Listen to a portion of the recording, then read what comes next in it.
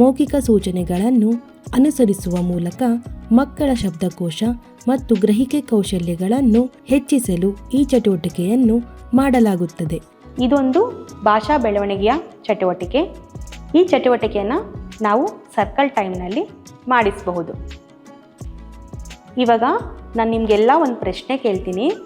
ಯಾರಿಗೆಲ್ಲ ಉತ್ತರ ಗೊತ್ತಿದೆ ಅವರೆಲ್ಲ ನಿಮ್ಮ ತಲೆಯಲ್ಲಿ ಇಟ್ಕೋಬೇಕು.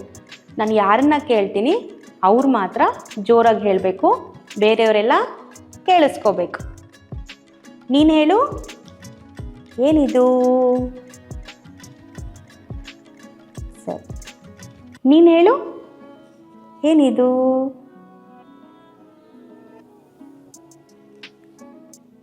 ಸಾಮಾನ್ಯ ವಿಷಯ ಹೊಂದಿರುವ ಕಾರ್ಡ್ಗಳನ್ನು ಬಳಸಿ.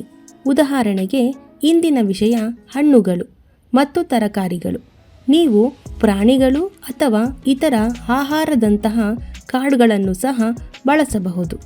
ನೀನು ಹೇಳು, ಏನಿದು? ಮಕ್ಕಳಿಗೆ ಅದರ ಹೆಸರನ್ನು ಯೋಚಿಸಲು ಸ್ವಲ್ಪ ಸಮಯ ಕೊಡಬೇಕು. ಅವ್ರಿಗೆ ಗೊತ್ತಾಗದೇ ಇದ್ದಲ್ಲಿ ನಾವೇ ಅದರ ಹೆಸರನ್ನು ಹೇಳಬೇಕು.